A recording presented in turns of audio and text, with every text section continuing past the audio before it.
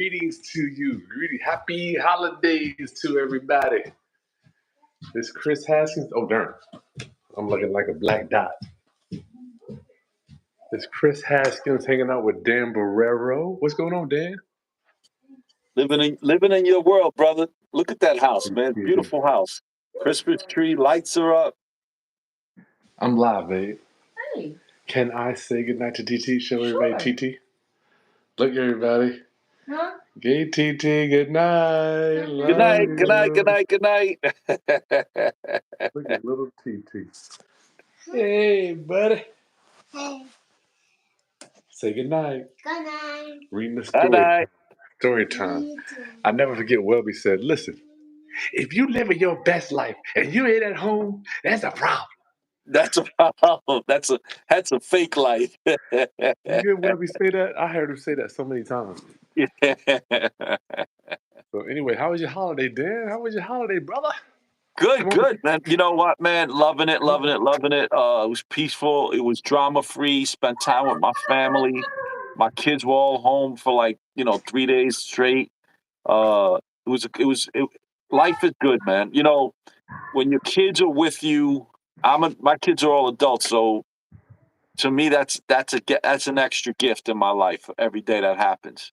So when your kids are with you and everyone's healthy and everyone's doing well, you're a rich person. You're right, dude. Money is irrelevant, man. I think about all the memories with my kids. I'm like, that's what my real wealth is. The real wealth is. I wanted to show you, Dan. I know I said earlier. We put the Christmas lights in today. Got my columns up. You can see the columns. Love it, bro. Looks beautiful. So they're going up. You walk out of the door. There's 20 feet columns. These big ass. You want to make sure you can see that house from like 4 blocks away. I wanted to show. So when you come in, that's what you're looking like at the Haskins house.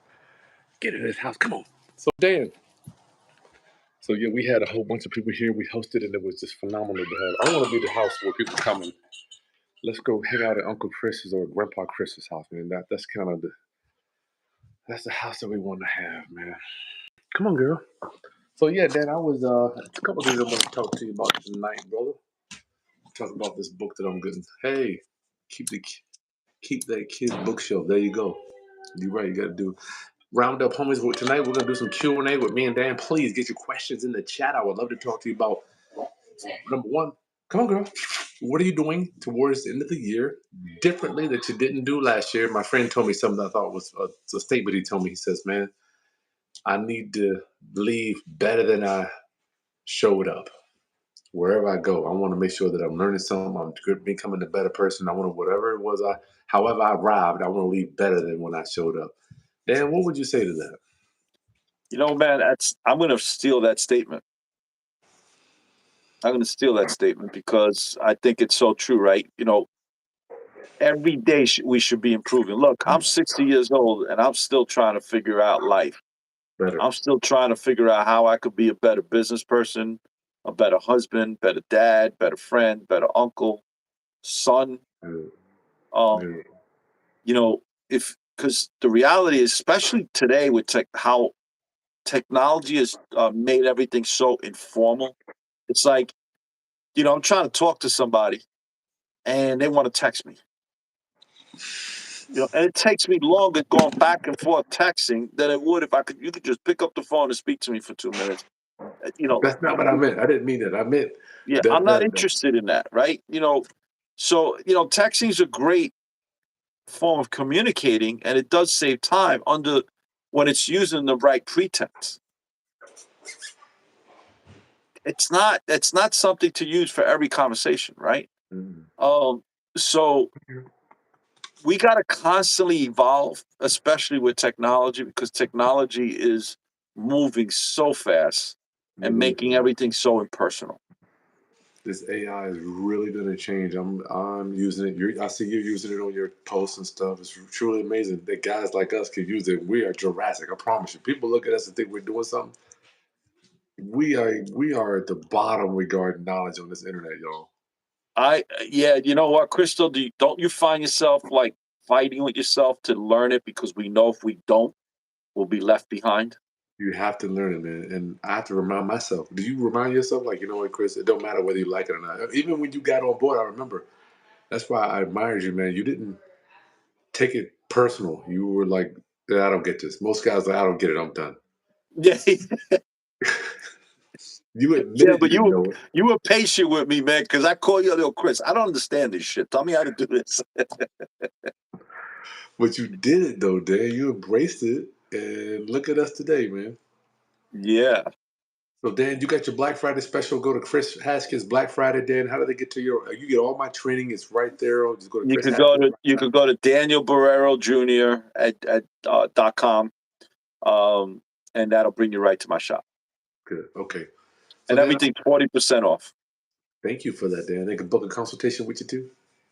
Everything's 40% off. You literally, my consultation is $195 for the hour, but you could today up until tomorrow it's $110, and you could pay for it tomorrow, and just book the appointment 2 weeks from now, 3 weeks from now, next week, tomorrow, whatever you want. But the point is, take advantage of it. Dan, I tell you, to get a guy like Dan Borrero on the phone, y'all don't want to know how much I paid to meet this guy, right? So I paid a stupid amount of money to actually create this relationship. I'm happy about it. But Chris, in let's order, talk about that, man, yeah, because you well, bring up a really good point. You want to tell everybody how much we spent to meet. Chris always says to me that he buys his friends. I said, well, Chris, explain that. He goes, well, Dan, I bought your friendship. And I said, explain that, Chris. And when Chris explained it, I said, man, Chris, you're right. Chris, please explain it to the audience. yeah, man. So I had to decide many years ago. I'm glad that we both met Patrick, met David, but Dan and I spent a ton of money to be in the same room. You know, we even got to hire tickets to spend more time together and go eat dinner with each other and go on a bus trip so we'd be around each other, right? So well, it wasn't even each other, just around the like-minded people. And I got to tell you, Dan, you're probably the only relationship that I even have from that particular meet that I still nurture to this day. I don't know how many people you keep up with from Actually, that meet. two, yourself That's right, and too. Mustafa. Kakalaka. Huh? Oh, three, that's right. Kakalakis, because John Kakalakis is now one of my attorneys. Yeah. Yourself and Mustafa. Moo. Yeah, that's right. I do see Moo song from time. And also Andre from the land. Andre does Oh flipping land. yeah, Yep. we did meet him down there. Yeah. Okay, well, a few. It was a couple guys. That's right. It was a Yeah. couple guys. But the caliber of people and the frequency and the vibrations that was going on in that room, dude. I mean, you could just float around. It was just magic. Yeah. But so the point to the conversation is that Chris and I spent a lot of money to be in that VIP section, not because we had access to better information. We got the same information as the people in the back, but we had access to go to lunch with the VIP people. We had dinner with them, uh, and essentially, Chris and I bought our relationship because that's Camaraderie. where we met. We had to spend a lot of money to be in a room. Now, I want to say something to that, Chris. You don't have to spend a lot of money in the beginning. There's a lot of real estate free meetups. There's a lot of free networking events that are available and very inexpensive networking events. That's where we both started. We didn't spend in the beginning. We didn't spend large amounts of money like we spend today. But eventually, if you want to be like the people in the bigger room, eventually you're gonna have to spend that money to be in that room, because you're never gonna learn how to be like them if you don't put yourself in the same room. You got to be in a room with them. So, Dan, I wanted to talk to you about this Aaron Hall clip that's going around, man. I don't know if you've seen this thing. We talked about it, but Aaron Hall he sold millions of records. He used to be working with Teddy Riley in a group called Guy. They had a whole ton of songs, but it's a clip going around because he's getting thrown into this P Diddy sexual assault thing, and I guess he was tied in somehow with assaulting these ladies. But this interview that's on Vlad, they were talking to him, and the main thing that he wants people to know is the size of his genitals. And when he shows up, a girl knows what he gonna do, what he all about. He's 59 years old, and I just wanted to talk to you about the collective mindset of of our viewers and of our community, and Where are we at? Why are we watching this mess as opposed to productive things? I'm just, I'm confused. Well, we've discussed this, right? And it's actually, I feel sad. I feel sad for people that actually consume this content, that content. Because the reality is the 5 minutes they spent listening to that, they could have spent listening to Bloomberg News or watching one of Chris Haskins' videos on YouTube. Uh, that's going to enhance their financial quality of life, right? Look, the news sells fear. A lot of social media postings sell drama as Drama. entertainment. And it's unfortunate, but I think our community needs to, especially our community, we need to understand that drama doesn't make us money. Drama doesn't create any value in our life, doesn't make us any better, doesn't make us a better person, doesn't make us a better dad or husband or a son, an uncle, a friend. You know, if you spent that same 5 minutes or 20 minutes consuming a different channel that would make you a better person, either the thought process or learning how to make money, it would be better spent. Well, I guess when I think about it, what gives Aaron Hall the nerve? Why is somebody 59 years old? He goes with P. Diddy. They all see me. Denzel Washington, they've been to my house. They see me. And I just watched it just so I could know what to talk about. This little clip. Dan, he's 59. What would make this dude, and even him to say this stuff? I mean, I'm just trying to figure out the level of consciousness for, it's not just him. I mean, other people obviously want to hear about this stuff. I don't. You know what, man? I've come to realize that when people get famous or they think they could do and say whatever they want, and and instead of using their platform to educate and to improve other people's lives, they use the platform to embellish themselves. Wow. Why do people do that? I don't know. I don't know if it's a human nature thing. Yeah. I don't know. But what the question then becomes, why do they have an audience? Why is there such a large audience listening to that? Good point. Good point. Well, when I saw it, I'm thinking to myself, like, dear God, we got the most powerful information delivery system in the history of man, the internet. And my people, let me rephrase this a little bit. Other communities are preparing a new digital dollar. They're creating manufacturing. They're creating electric cars. They're sending people to other planets. My community is consuming content talking about how large a man's genitals are. So it just, it really keeps me up at night. I'm like, why are we? Yeah, but Where is are it how? Think about what you would. Is the content really about how large his genitals are, or about the drama surrounding the drama? All of it, yeah, right all of it. his personal life with Pete? It's like when people all they could consume was about Chris Rock and what's his Jada name, Pinkett, whatever. Yeah, Will Smith, Will Smith and his wife. Who gives a same shit? thing. Yeah. Well, I Neither just one of those three individuals are going to send you a check. So what do you care if his wife was cheating on him or if don't he matter. smacked the shit out of Chris Whoever. Rock? Who cares? Is that going to make any difference in your life? Tell me No, how that's thank going to affect your life. thank you, Dan. And I guess I just want to run it by you because I know you don't give a hill of beans about sports teams who won the last game and this stuff. And I just want people to know you're where you're at because you don't know about this. Like I think people need to understand what I remember Ron ran to me. He says, "Chris, don't look at what I do. Pay attention to what I don't do." So when I look at you, I look at you like you don't do this, all these things you don't do.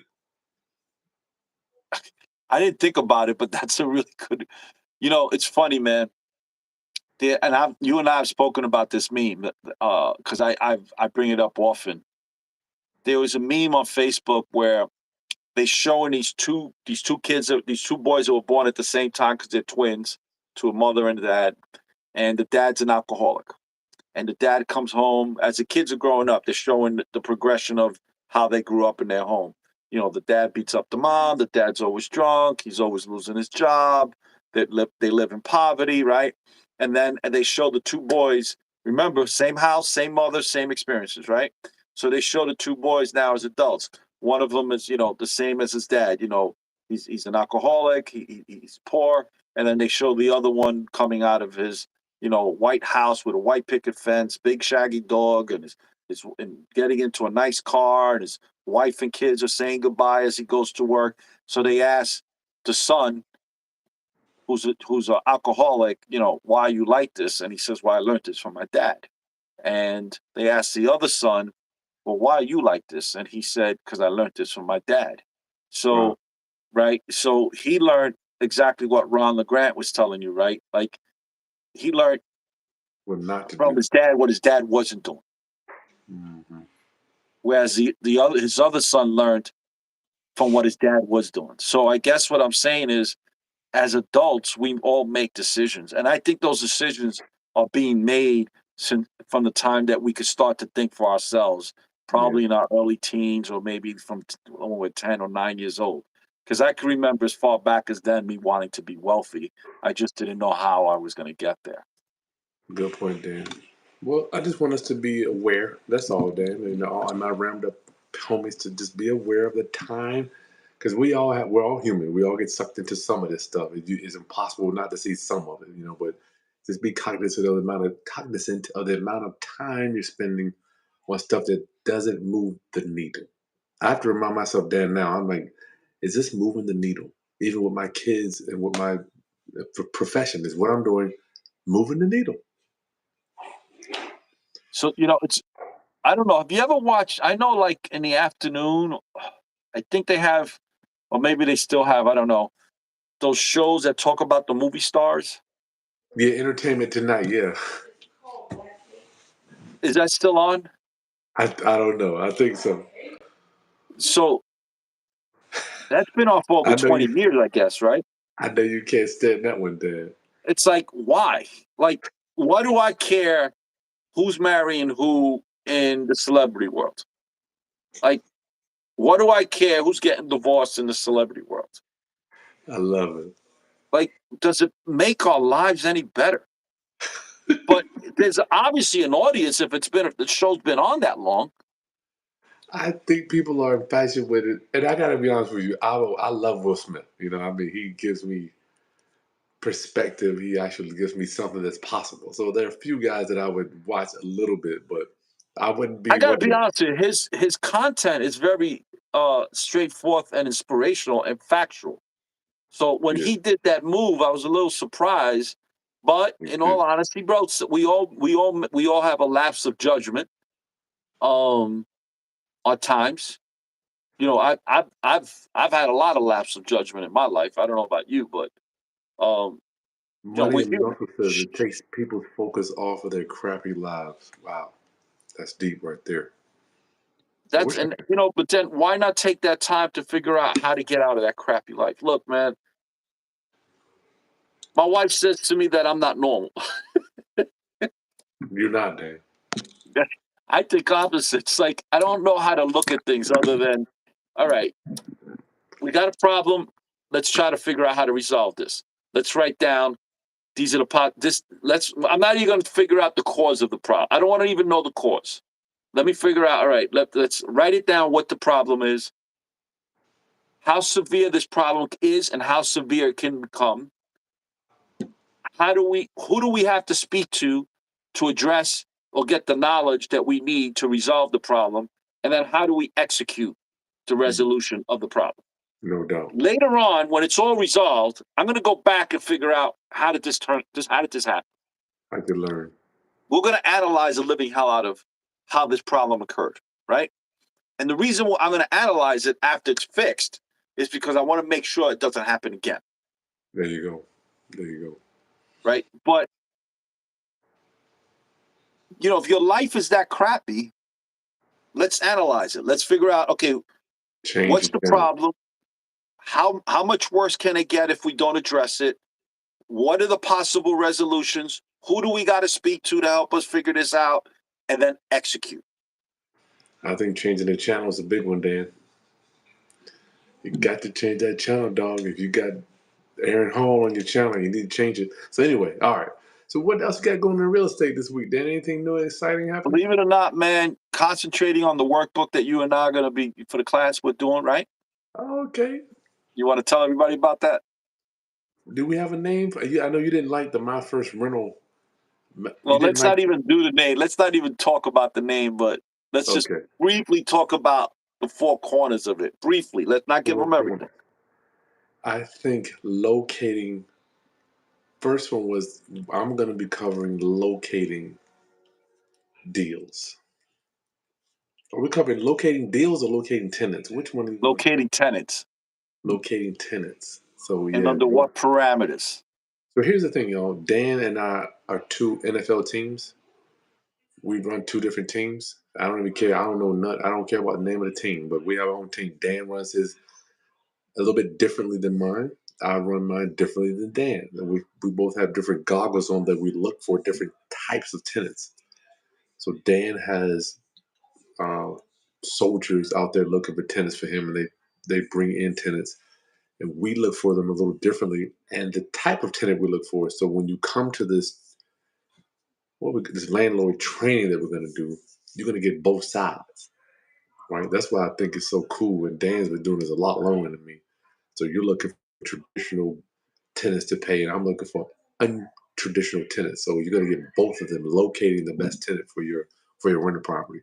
Besides that, we're going to be talking about basically how to manage your tenants. Because if you don't manage that tenant and that property the right way, it doesn't matter how good you bought the property or how well you renovated the property. You're going to lose the property.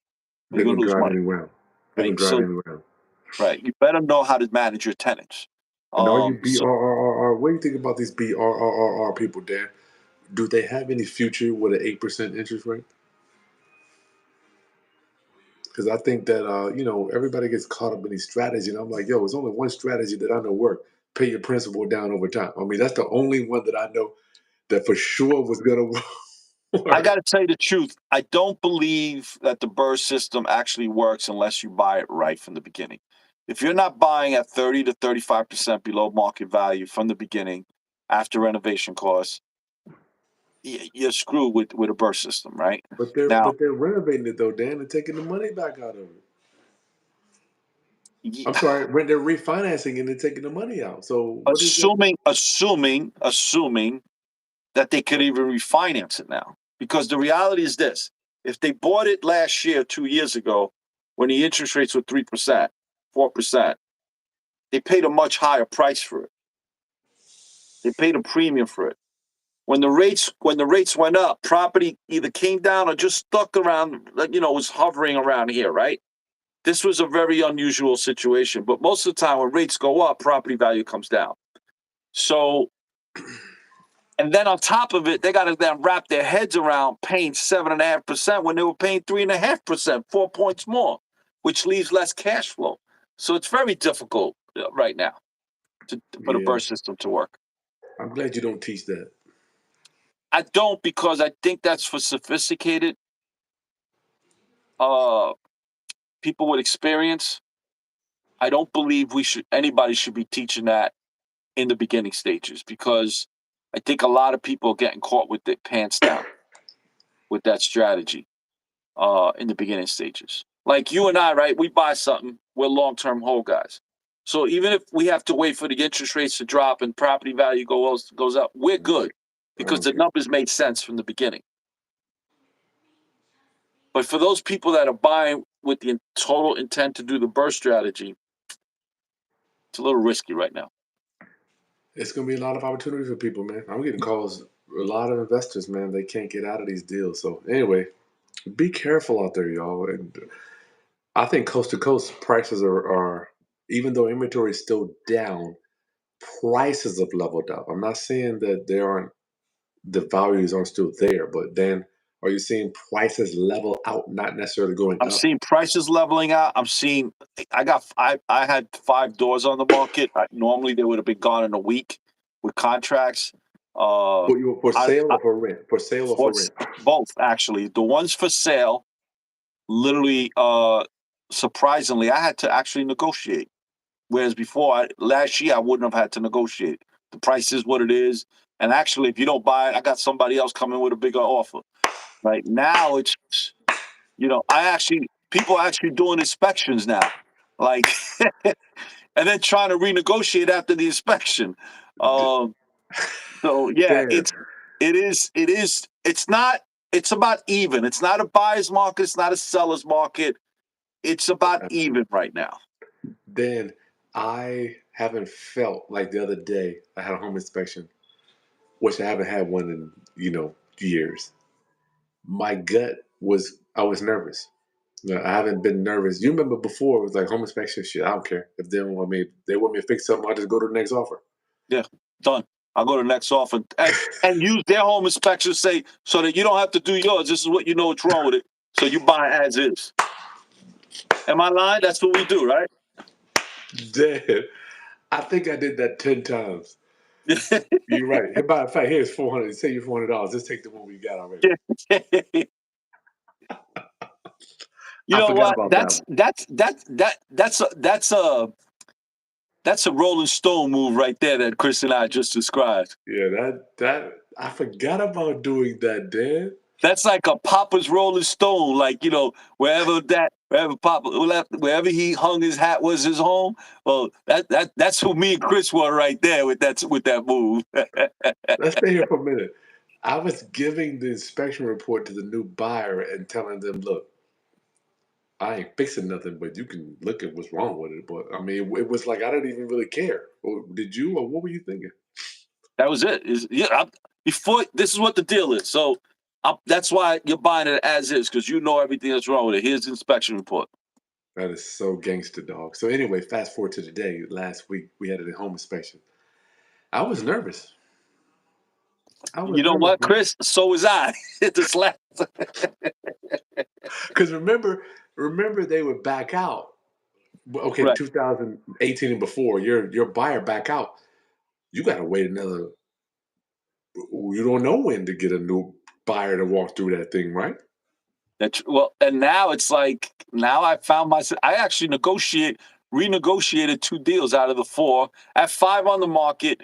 4 got contracts. One, I think I'll be getting a contract this week because we've been going back and forth with one specific buyer. But I'm actually negotiating, whereas 2 years ago I wasn't negotiating. Last year I wasn't negotiating. Tell the Roundup family what does that negotiating look like, Dan? Because before it was full price, no matter what. There was no coming in below that. Full price or best offer. How about the best offer above the full asking price, not best offer to negotiate, right? So, how does that look like now? It looks like they're negotiating price. They're talking about comps, whereas before, people talk to me about comps. I'm like, yo, I don't want to hear about comps because if you want, wait a month. There'll be another unit in the community that'll sell for more, and we'll use I'm that as a good. comp if this is still available. Otherwise, this is what it is. And if anybody came to me and they weren't putting 20% down, I didn't even consider it, right? Because I knew with 20% down, they're going to get the mortgage or a higher likelihood of them getting a mortgage. You That's came true. to me with an FHA mortgage or veteran loan 30%. mortgage. I didn't want to deal with it because I had people who were coming in with cash, 20% down, 30% down. Those people had a more likelihood of getting the mortgage. So it wasn't that I was discriminating against other forms of mortgages. The reality is that I was going with the best offer for me to sell that property, right? With the least amount of headaches. Now it's a different story. I'll look at all those mortgages, veteran loans, FHA, and the same thing's happening with my rentals. Whereas before somebody moved out, I'd tell the realtor, add 200 to it, then more than the previous 10. Wow. Can't do that now. Now I'm like, all right, add $50 to it. Money's tight. I'm feeling Yeah. it. Money's tight. Yeah, I'm feeling. Well, when you're negotiating, Dan, I haven't paid closing costs, Dan, since 2019. What about you? I'm sorry, I haven't paid closing costs for a buyer. Yeah, I still won't do that. So you don't even pay closing costs. No, people come to me. I remember like in 2013, 14, 15, especially if they were FHA loans, they were putting 3% down, and they would say to me, and they want us to pay 5,000 of their closing costs. So I'm like, well, that's your down payment. So basically, you want to get into this house for free, for less than what you would cost you to get into a rental. So when they would came to me with that baloney, I'd be like, yeah, no, I wouldn't do it based on principle. And my argument was, if you can't afford to pay your closing costs and 3% down payment, you can't afford this house. I'm Yeah, doing you a that's true. favor by not selling you the house. That's a good point. Y'all, if you get any value, make sure you go to Chris Haskins Black Friday to get all my training. Dan, what's your Black Friday special? 40% off on everything. How did I get to it? Just go to USA Land. No, just go to my name, Daniel Borrero Jr. Daniel Borrero Jr. @.com. And hit that like button. I don't Yeah, see any show us likes some coming like, up. and Get show us likes some there, man. shares. Guys, please go to my YouTube channel, USA Land Ventures. USA Land Oh, Ventures. Dan. I give a ton of value in there, especially with my shorts. I post shorts on there every single day. All right, This, Dan. Go ahead. I was gonna tell you, introduce the book you were talking about earlier. Yeah, I got one more thing I want to talk about. It's called The Coming Jobs War. Is that backwards? No, it was coming out. What's the book about? You ever heard of all the Gallups? The Gallup research? They say the Gallup Research Center says 1 out of 100 people will be a millionaire. Whatever. Those are the people that do all the research. They've been doing it forever. So the guy is talking about the research. So Dan, did you know that these people have done research and statistician studies on basic human life, on every transaction that they'll ever do from 18 to 65 or whatever. Like they know, Go a little but deeper with that. they know how much you're going to spend when you're going to buy a house. If you're renting, they know how much. They just have all these numbers where they know every transaction you're going to do. They can kind of calculate it out to how much you're going to spend over your life. The average human being, right, in every different countries. So these people then have come to the conclusion that America's GDP, and it says it here, I'll show you. Oh yeah, that's what I want to talk about, the GDP, real quick. Sorry, y'all, bear with me because I love Dan's opinion because he's so high level. High level, man. I'm sitting here with my sweatshirt. How high level can I be?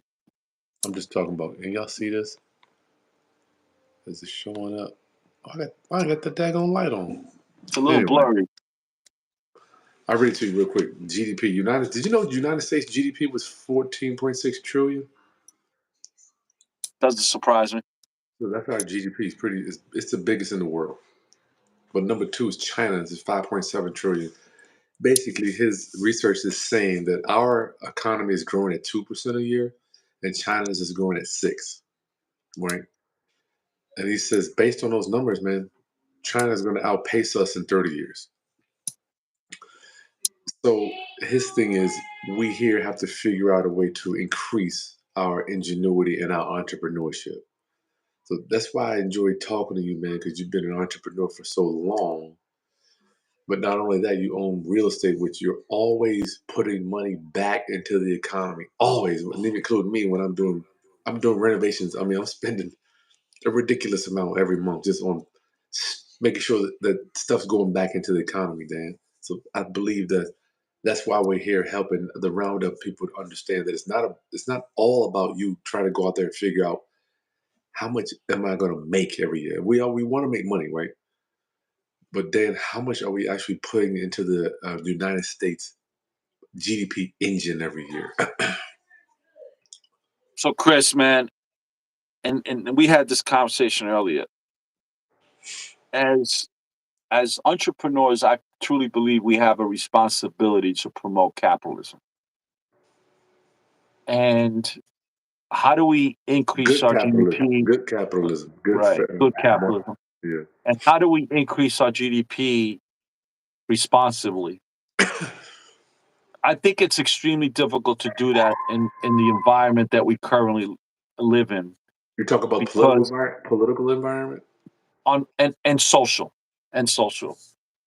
We have kids going to college, coming back brainwashed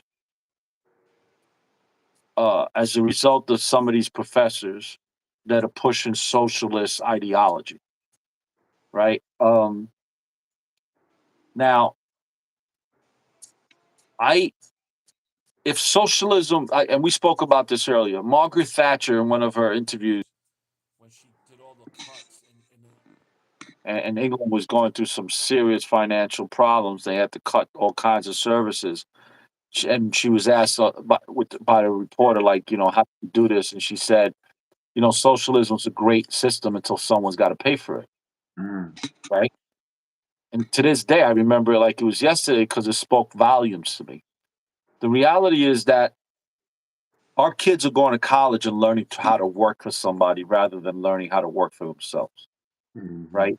The reality is that in this country, the majority of the taxes paid, the majority of the new products made, the majority of new inventions, just thinking outside the box, is coming from new entrepreneurs, people with a vision. And our school system, in my opinion, teaches us not to be an individual, but to work, and not even to work together as a team, but to work apart. So, think about this. When I went to college, I had to go up and they give you a subject matter and then you have to do a presentation for 15 minutes. Now I get into the real life world and they tell me, they give me a subject matter and I've got a minute and a half to get your attention. And I've only got 2 minutes after that to finish up my presentation. It's a different world, right? They're not teaching our kids the reality of what real business life is, right? They're not teaching our kids how to become entrepreneurs or think outside the box, or work as a collaboration the way you and I work often, right?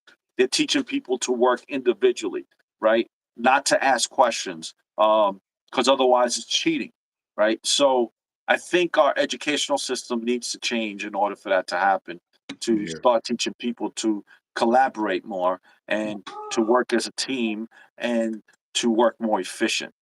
there's something in the Dan. When did you come to the realization that you coming out of school, we all think I gotta have the right answer. It's me. I need to take the test. I had to get a good grade. When did you come to the realization, like, hold up, that's backwards. I actually need to work with other people to get the answers right, as opposed to me knowing all Man, the I answers. realized that in college, man, when, I had a finance professor that he was a young professor and he was brand new to the department. And before he came in, it was because he had these books that were written and it was he was a big deal on campus that he was coming into our college to teach. And I didn't go to a very big college and it wasn't a big college. It was Brockport State. It's a SUNY college. It's the only college that took me. That's why I went there out of 70 colleges I applied for. I'm not gonna guys, I'm not lying to you. I was not a good student. I'm a Wow. dyslexic. It was a terrible time for me, right? I hated school. So the point was, I remember him making us memorize these formulas, these financial formulas, and I also understood that every year or every other year, the government would change which formulas you could use to evaluate certain parts of a company based on experience or whatever that was, right? So my argument to him was, why are you making us memorize these formulas and testing us on these formulas when they're going to be outdated when we go out in the real world? Why don't you teach me where to find the formula and then when to apply that formula and then how to apply that formula, right? And he called me out, basically try to make me look like an idiot in class. And I Hmm. asked a simple, what I thought common sense question, right? Well, my response to him was, well, if you're that smart, why are you here? Well, Why are you here? some people enjoy teaching, though, Dan. I mean, I enjoy teaching. I enjoy teaching, but we both teach. But you know what the difference is between you and I and that professor? We're not teaching theoretic. We're teaching Yeah, actuality. that's We're true. teaching based on our experience. We're teaching after we've made our millions. He hasn't made squat, but he wants to teach me how to go make millions. Yeah, I never understood that one. right? So, but then I had a professor, I'll never forget his name, Dr. Weaver. The man had his own marketing company. He had worked at the top marketing companies in Manhattan. He was teaching because he loved to teach. And every time we did a chapter, he was able to apply how he applied that subject matter to a specific product that he worked on, whether it was with a car manufacturer, cigarette company, whatever that was, a cosmetic company. He was able to teach us how to apply that subject matter to this particular product that he used it in. That's a major difference because he wasn't teaching strictly from the book. Theoretically, he was teaching based on his experience and how to implement that particular subject into a specific product. I like that. Yeah, big difference. Much different teaching style. I was a marketing major. I took as many of his classes that I could possibly take because I learned a lot with him. Well, I just wanted to bring that up, man, because, I think we all kind of get, I don't want to say stuck, but we get kind of focused in being in our microcosm. And I think we talked earlier about just how much money we're spending in Ukraine, and I don't want to get political, but all that stuff does matter. I have to remind myself, like, Chris, a lot of the things you can't control, but that doesn't mean that it doesn't matter. Like, our dollar value is going down, and then how long, Dan, will it be before cost of living exceeds incomes? I think about this stuff. So right now, we spoke about earlier. Right now, there was 20,000 less unemployment requests, benefits, right? Which means there's 20,000 more jobs that were produced throughout the country. We have more jobs available in the United States today than we did in the last 50 years. Okay, but now the inflation rate has also started to come down. But then when I look at the retail numbers, it was up like, I forget, we broke records Black Friday on the internet sales. We broke records again on the brick and mortar sales this weekend. So I'm a little confused with the numbers. I don't know how true the numbers are because it's hard to believe that we have that much money in the streets being changing hands.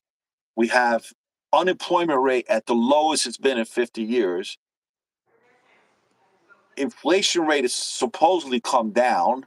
It doesn't make any sense. You can't have such a low inflation rate when you have such a high deficit as well as this low amount of unemployment. It just doesn't make sense, right?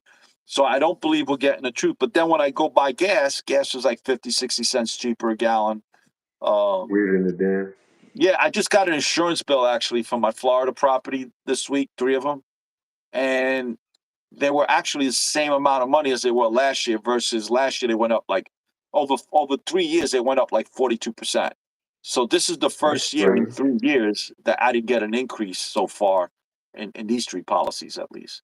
Well, hopefully they won't come back and do a retro thing and try to charge you later. Oh. Chris, man, why you gotta bust my bubble, man? I'm just oh, it should have been this. The roundup, homies. Listen, any quick questions last minute? Dan Borrero's been in the real estate business since '89. So you got him right now, and you got a special on your consultations too, Dan. 40% off for that too. 40% off. It's normally $195. You could pay for it today, book it tomorrow, this week, next week, a month from now. It doesn't matter. What matters is that you book it and you book it. Listen, this week I had 4 consultations. I'll tell you a quick story. 4 consultations, Chris. People called me up. They thought they had a wonderful deal. We went through the numbers, and all 4 of them were horrifying. Give me one, real quick. Give me one. They didn't account for the true costs on the mortgage. They didn't account for the monthly payments. Well, the cost on originating the mortgage that they were going to roll into the mortgage, and how much more that was going to cost them per month, and how much it was going to cost them over the life of the loan. they didn't account for the lead paint removal and the galvanized pipe, because what they didn't have an inspection as of yet, but I had the pictures, and based on the year of the house, and them showing me the pictures in the basement with the plumbing and all coming off the boiler as well as coming off the water heater, I was able to tell they had galvanized plumbing with a lot of lead nipples, which and couplings. So They got to all go. the plumbing had to be changed because otherwise they were going to be basically poisoning their tenants Oh if they wow. didn't. Right? There was a lot of things she didn't account for. Um, I asked her to go back and take a spool of marble and put it in the living room wall because I suspected, based on the pictures, it looked like it was maybe 3/4 of an inch off from one side of the room to the other, and you could tell based on the molding. Um, when the molding is leveled, you could tell if the floor's off on the pictures. So, yeah, she actually she bailed out of that because it would have been disastrous. Let's There was see. another person that wasn't accounting for it was a new construction, and and I said to her, "You need to get yourself a preliminary HUD because on new construction, the builder pushes all the closing costs to your side or the majority to it." And I says, "And whatever you do, don't use the builder's title company and don't use the builder's loan company because it's usually about another 15% higher on the closing costs with the title company, and it's going to cost you another point and a half in closing costs to the mortgage broker because they're kicking something back else to the builder." Mm. And when she went and got a preliminary HUD from somebody from the title company that wasn't associated with the builder, and she went and got a mortgage commitment from a mortgage provider that wasn't with the builder, and sure enough, the numbers that we're hitting up, it was going to cost her about another $17,000 to $18,000 if she had gone with the Holy builder. cow. And Yeah, closing call. right. So that $195 that they paid was well worth it because it saved them. Well, in her case, the builder actually negotiated the 18,000 as a result of her doing what I asked her to do. So she saved for $195. She saved herself $18,000. Holy cow. That's a lot of value. That's why I love working with you, Dan. Yeah, Give more than you get. Get more right. value. Dan, Jim buys houses. Got a quick question. Offhand, how many properties do you do a home inspection before you buy the property, Dan? Most of the time, I don't. Most of the time, I don't because if I'm doing a full gut, I don't need a full inspection. If I suspect there's a foundation problem, I may get a structural engineer to come in, but I'm not going to do a full home and rent. And if it's a condo in the communities I buy in, I send my expediter and I tell them I want pictures below each sink because I'm looking for galvanized nipples, couplings. I want to see if there's copper plumbing coming off the water heater because in Florida, in Central Florida, there's a lot of acidity in the water. And if you have copper plumbing, you're going to eventually have to change it because the acidity creates little pinholes in the copper. So the best plumbing in Central Florida to have is PEX. Now, and if I'm here in New York City, I want copper. Primarily, the reason you want copper in New York City is New York City has a lot of mice and rat problems, and they'll chew through the PEX, but they won't chew through the copper, right? So there's a lot of every area has different reasons for us to use certain construction material. So that's what I'm looking for in Florida. So I know the layout of the apartment. I know the community already. Now it's just a matter of, how old's the AC? How old's the water heater?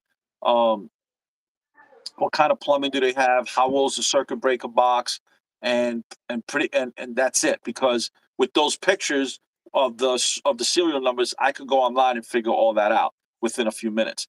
Now, in my buildings in New York, I usually buy stuff that I'm going to do a full gut. So it really doesn't matter to me. I don't need a home inspection. My number's based on me doing a full gut. That's a good point, Dan. So for me, Jim, I never do a home inspection, but I always do a termite inspection. Now, if you live in Minnesota, they don't even have. Did you know Minnesota doesn't have termites, Dan?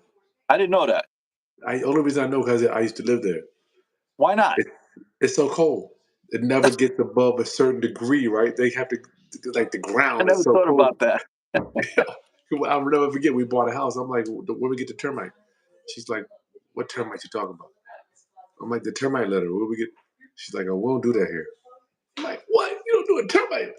They don't even have termite companies there. Really? It's too cold. So anyway, if you live anywhere but Minnesota, I'm sure Wisconsin maybe too. But Okay, well, I just learned something tonight, Chris. Thank you. Oh yeah. Okay. So the termite guy's gonna crawl under there. I have to know how many bad joists there are. Now Well, anything yeah. above. So if you have a crawl space like that where it's sitting above dirt within a foot or 2 feet, you gotta have somebody crawl under there to check. Requirement. Yeah, because Mandatory. you're definitely gonna have termites in a situation like that, unless you had cement, unless the person who owned it cemented the whole bottom of the house. They So usually I've don't owned that though. property like that I've kept, and what I do is if there's dirt, I cement the whole bottom with 4 inches. I put down a layer of gravel. I put down a moisture barrier, and then I throw 3 to 4 inches of cement.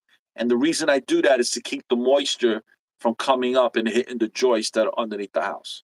You gotta have that moisture barrier.